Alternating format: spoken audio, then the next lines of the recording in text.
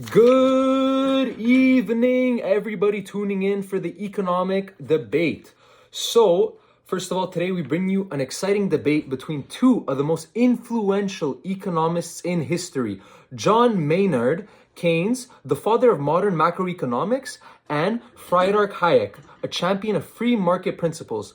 Our topic is: what role should the government play in addressing economic recessions?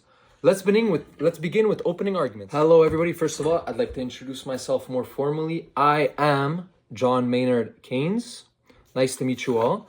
So, second of all, as I should say, what role should the government play in addressing economic recessions? That is a great topic, and my personal opinion would be during economic downturns, private businesses and individuals reduce spending, lending to a vicious cycle of unemployment and stagnation.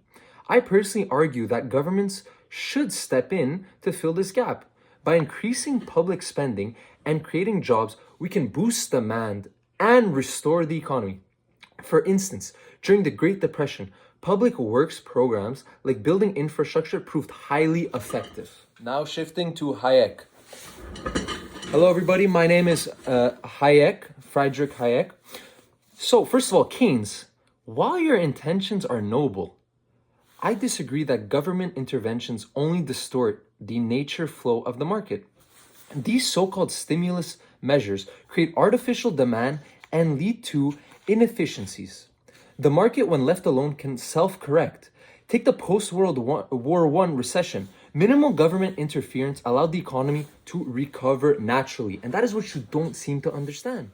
But Hayek, that approach risks prolonging suffering, waiting for the market to self-correct, leaves millions unemployed and impoverished. My theory emphasizes immediate action to mitigate human suffering.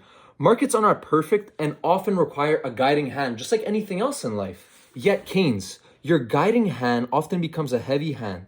Excessive government spending leads to debt and inflation, burdening future generations.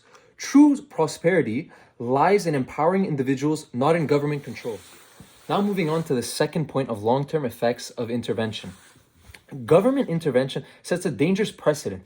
It centralizes power and leads to what I call the road to serfdom. Once governments intervene in one area, they expand their control over others.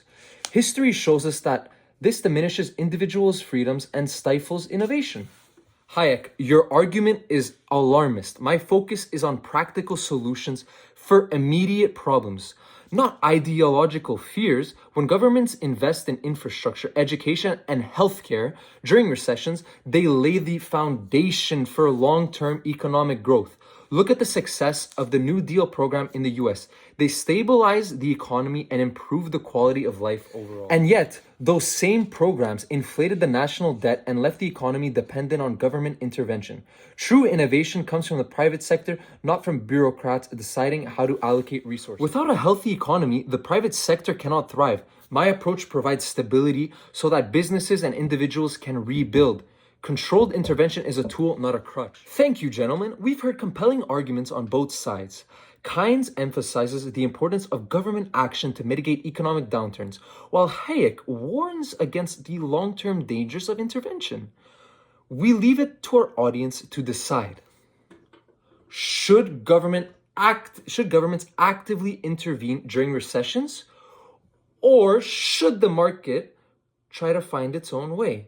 Thank you for watching, everybody, and tune in next week.